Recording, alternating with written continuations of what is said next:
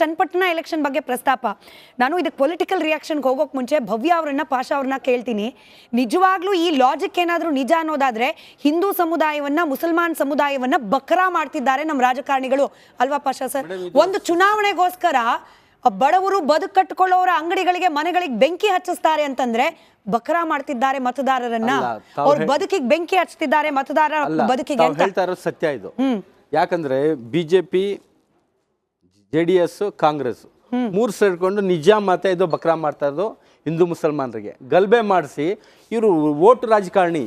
ಇದು ಇವ್ರ ಲಾಭಕ್ಕೋಸ್ಕರ ಅಲ್ಲಿ ವರ್ಷದಿಂದ ಹಿಂದೂ ಮುಸಲ್ಮಾನರು ತುಂಬ ಪ್ರೀತಿಯಾಗಿ ಇದ್ರು. ಅಲ್ಲಿ ಈ ರಾಜಕಾರಣಿಗಳು ಸೇರಿಕೊಂಡು ಇಷ್ಟು ದೊಡ್ಡ ಕರ್ನಾಟಕದಲ್ಲಿ ಒಂದು ಗಣೇಶನ ಹೆಸರು ಮೇಲೆ ಒಂದು ಇದು ಭಕ್ತಿ ಭಾವನೆ, ಅದ್ರ ಮೇಲೆ ಮುಸಲ್ಮಾನರು ಕಲ್ಲು ಹಾಕಿದ್ರು, ಹಿಂದೂಗಳು ಮಚ್ ತಗೊಂಡ್ರು, ಇವ್ರು ಚಪ್ಪಲಿ ಹಾಕಿದ್ರು ಅಂತ ಇದು ಆಚೆ ಬಂದಿದ್ದಲ್ಲ.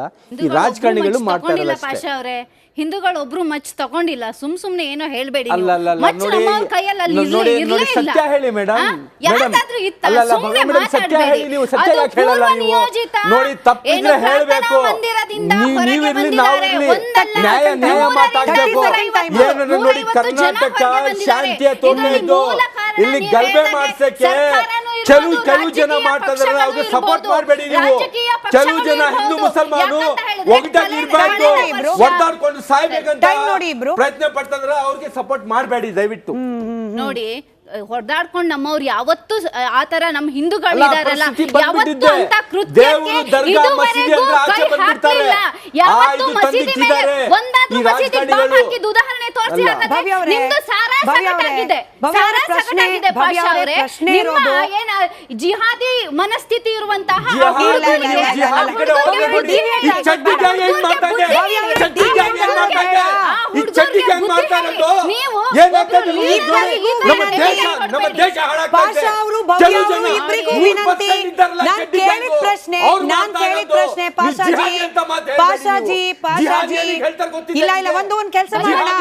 ಒಂದು ಕೆಲಸ ಮಾಡೋಣ, ಒಂದು ಬ್ರೇಕ್ ಹೋಗಿ ಬರೋಣ.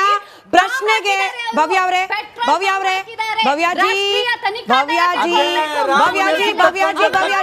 ಕೇಳಿದ ಪ್ರಶ್ನೆಗೆ ಉತ್ತರ ಇದಲ್ಲ. ಪಾಷಾ ಅವರೇ, ಭವ್ಯ ಅವರೇ, ನಾನ್ ಕೇಳಿದ ಪ್ರಶ್ನೆ, ಚುನಾವಣೆ ಸಂದರ್ಭದಲ್ಲಿ ಹಿಂದೂ ಮುಸಲ್ಮಾನ ಅನ್ನೋದ್ರ ನಡುವೆ ಬೆಂಕಿ ಇಟ್ಟು ಆ ಬೆಂಕಿಯಲ್ಲಿ ರಾಜಕಾರಣಿಗಳು ಬಿಸಿ ಕಾಯಿಸ್ಕೊಳ್ತಿದ್ದಾರೆ, ಒಪ್ತೀರಾ ಇಲ್ವಾ ಅಷ್ಟೇ ಉತ್ತರ ಬೇಕು. ಚನ್ನಪಟ್ಟಣದಲ್ಲಿ ಎಲೆಕ್ಷನ್ ಹಂಗಾಗಿ ನಡೀತಿದೆ ಈ ರೀತಿಯ ಗಲಭೆ ಪಾಲಿಟಿಕ್ಸ್ ಅಂತ ಹೇಳಿ ಕುಮಾರಸ್ವಾಮಿ ಅವರ ಬೈಟ್ ಸಿಕ್ಕಿದೆ, ಕೇಳಿಸ್ಕೊಂಬಿಡಿ, ಅದಾದ್ಮೇಲೆ ಚರ್ಚೆ ಮುಂದುವರಿಸೋಣ. ಇದೇ ಕಾಂಗ್ರೆಸ್ನ ಸ್ಪಾನ್ಸರ್ಡ್ ಕಾರ್ಯಕ್ರಮ. ಈಗ ಚನ್ನಪಟ್ಟಣದಲ್ಲಿ ಬೇರೆ ಚುನಾವಣೆ ನಡೆಸಬೇಕಲ್ಲ. ಈ ಹಿನ್ನೆಲೆ ಒಳಗೆ ಈಗೆಲ್ಲ ಒಂದು ಓಲೈಸ್ಗಳ ಪದ್ಧತಿ ಶುರು ಮಾಡಿಬಿಟ್ರಲ್ಲ.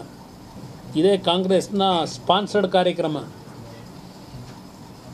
ಈಗ ಚನ್ನಪಟ್ಟಣದಲ್ಲಿ ಬೇರೆ ಚುನಾವಣೆ ನಡೆಸಬೇಕಲ್ಲ. ಈ ಹಿನ್ನೆಲೆ ಒಳಗೆ ಈಗೆಲ್ಲ ಒಂದು ಓಲೈಸ್ಗಳ ಪದ್ಧತಿ ಶುರು ಮಾಡಿಬಿಟ್ರಲ್ಲ.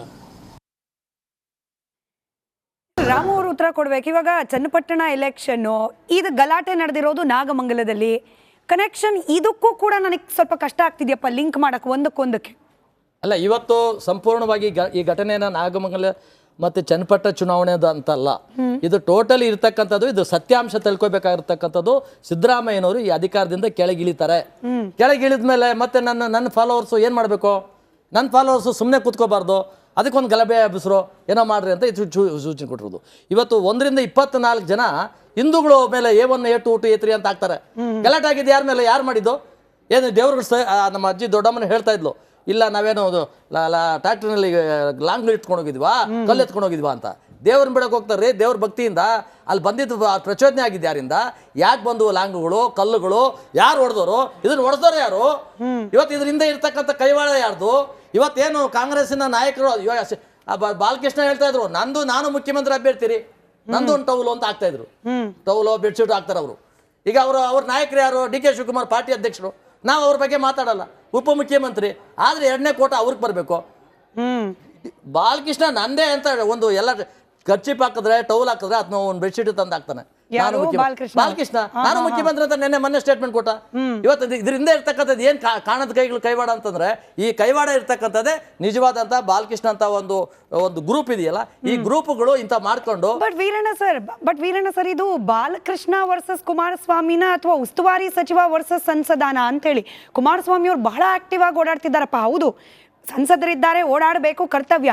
ಬಟ್ ಸ್ಟಿಲ್ ಪೊಲಿಟಿಕಲ್ ಸ್ಟೇಟ್ಮೆಂಟ್ಗಳು ಬರ್ತಿದೆಯಲ್ಲ, ಅದು ಕೇವಲ ಕಾಂಗ್ರೆಸ್ ಮಾತ್ರನ ಅಥವಾ ಕಾಂಗ್ರೆಸ್ ಪಕ್ಷದ ಒಳಗಿರುವ ಅವರ ಹಿಂದಿನ ಆಪ್ತರು, ಈಗಿನ ವೈರಿನೋ ವಿರೋಧಿನೋ ಆಗಿರುವ ಜಿಲ್ಲಾ ಉಸ್ತುವಾರಿ ಸಚಿವರು ಕುರಿತಾಗ ಅಂತ ಹೇಳಿ ಅದು ಒಂದು ಅನುಮಾನ ಇದೆ.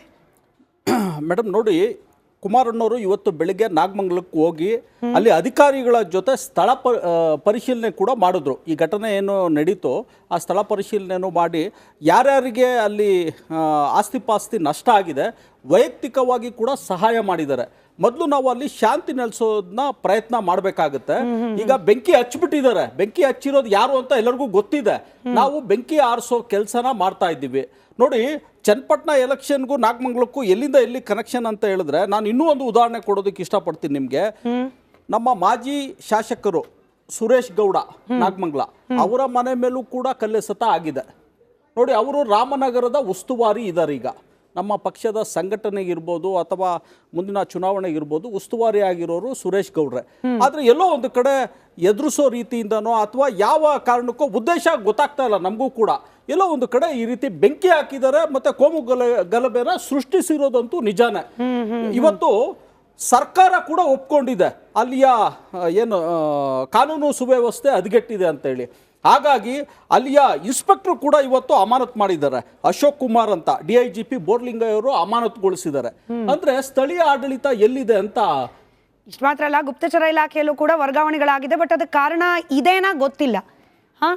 ನಿಮ್ಮ ಪ್ರಕಾರ ಹಂಗಾದ್ರೆ ಇದು ಕಾಂಗ್ರೆಸ್ನ ಒಳಗಡೆ ನಡೀತಾ ಇರುವ ಪಾಲಿಟಿಕ್ಸ್ನ ಪರಿಣಾಮ ಅಂತೀರಿ ಅದನ್ನ ಕುಮಾರಸ್ವಾಮಿ. ಬಟ್ ನಾನು ಸಮೀಸರ್ನ ಕೇಳ್ತೀನಿ. ಸಮೀಸರ್, ಈ ಚುನಾವಣೆಗೆ ನೀವು ಅವಾಗಲೇ ಹೇಳ್ತಾ ಇದ್ರಿ ನೋಡಿ, ಒಂದು ಮತ ಬ್ಯಾಂಕ್ ಅನ್ನ ಭದ್ರಗೊಳಿಸ್ಕೊಳ್ಳೋ ಪ್ರಯತ್ನ ಎಲ್ಲಾ ಪಕ್ಷದಿಂದಲೂ ಕೂಡ ಆಗ್ತಿದೆ ಅನ್ಸ್ತಿದ್ಯಪ್ಪ. ಸ್ವಲ್ಪ ಜಾಸ್ತಿ ಪ್ರಯತ್ನಗಳು ಬಿಜೆಪಿಯಿಂದನ JDS ನಿಂದನ? ಕುಮಾರಸ್ವಾಮಿ ಅವರು ಆಕ್ಟಿವ್ ಇದ್ದಾರೆ, JDS ನ ಪ್ರಾಬಲ್ಯವನ್ನ ಉಳಿಸ್ಕೊಳ್ಬೇಕು ಅನ್ನೋ ಪ್ರಯತ್ನ ಜೋರಾಗಿ ಕಾಣಿಸ್ತಿದ್ಯಾ ಅಥವಾ ಬಿಜೆಪಿ ನೀವು ಹೇಳ್ದಂಗೆ ಸಂಘಟನೆಯನ್ನ ಬಲ ಮಾಡ್ಕೊಳ್ಳಿಕ್ಕೆ ಪ್ರಯತ್ನಗಳು ಅನಿಸ್ತಿದ್ಯಾ ಅಂತ? ಒಂದು ಇಲ್ಲಿ ನಮಗೆ ಮೇಲ್ನೋಟಕ್ಕೆ ಅನ್ನಿಸ್ತಿರೋದು ಏನು ಅಂತಂದ್ರೆ, ಒಂದು ಘಟನೆ ಆಗ್ಬಿಡ್ತು, ಅದು ಘಟನೆಗೋಸ್ಕರ ಆಗಿರುವಂಥದ್ದಲ್ಲ. ಅದ್ರ ಹಿಂದೆ ನಾವು ಅಬ್ಸರ್ವ್ ಮಾಡಿದ್ರೆ ಲೋಕಲ್ ಡಿಫ್ರೆನ್ಸಸ್, ಲೋಕಲ್ ದ್ವೇಷಗಳು ತುಂಬಾ ತಿಂಗಳುಗಳಿಂದ ಇರ್ತವೆ. ಆ ತಿಂಗಳುಗಳಿಗೆ ಒಂದು ಘಟನೆಯನ್ನ, ಒಂದು ಸಂದರ್ಭವನ್ನ ಕಾಯ್ತಿರ್ತಾರೆ. ಅಲ್ಲಿ ಹೋಗಿ ನಿಲ್ಲಿಸಬೇಕು ಅಂತಲೋ ಅಥವಾ ಬಂದಾಗ ನಾವೇನೋ ಮಾಡಬೇಕು ಅಂತೇಳಿ. ಯಾಕೆ ಅಂತಂದ್ರೆ ಯಾರನ್ನು ಬಡ್ದು ಬಿಟ್ಟು, ಯಾರನ್ನು ಒಡೆದು ಬಿಟ್ಟು, ಯಾರ ಮೇಲಾದ್ರೂ ಪೆಟ್ರೋಲನ್ನು ಎಸ್ಬಿಟ್ಟು ಅಥವಾ ಯಾರ ಮೇಲಾದ್ರೂ ಚಪ್ಪಲಿ ಎಸ್ಬಿಟ್ಟು ತಲ್ವಾರ್ ಬಳಸ್ಬಿಟ್ಟು ಉಳಿಸ್ಕೋಬೇಕಾಗಿರೋ ಧರ್ಮ ಯಾವುದೂ ಇಲ್ಲ. ಅಥವಾ ಅಂಥದಕ್ಕೆ ಪ್ರಚೋದನೆ ಮಾಡೋದನ್ನ ನಾವು ಧರ್ಮ ಅನ್ನಕ್ಕಾಗಲ್ಲ. ಅದಲ್ಲೇನು ಎರಡು ಮಾತಿಲ್ಲ. ಅದು ಎಲ್ಲ ಗುಂಪುಗಳಿಗೂ ಅನ್ವಯ. ಆದರೆ ಇದೊಂದು ಘಟನೆ ಆಯಿತು. ಈ ಘಟನೆಯ ನಂತರ ಅದನ್ನ ತಣ್ಣಗೆ ಮಾಡೋ ಬದಲು, ಈ ಘಟನೆಯ ನಂತರ ಪ್ರಚೋದನೆ ಮಾಡೋ ಬದಲು ಇದಕ್ಕೆ ಹೊಸ ಹೊಸ ರೀತಿಯ ರಾಜಕೀಯ ತಿರುವನ್ನು ಕೊಡೋದಕ್ಕೆ ಬೇರೆ ಬೇರೆ ಪಕ್ಷಗಳು ನಡೆಸ್ತಿರುವ ಪ್ರಯತ್ನದ ಹಿಂದೆ ಇದರ ರಾಜಕೀಯ ಲಾಭವನ್ನ ಪಡ್ಕೋಬೇಕು ಅನ್ನೋ ಉದ್ದೇಶ ನಮಗೆ ಮೇಲ್ನೋಟಕ್ಕೆ ಎದ್ದು ಕಾಣುತ್ತೆ.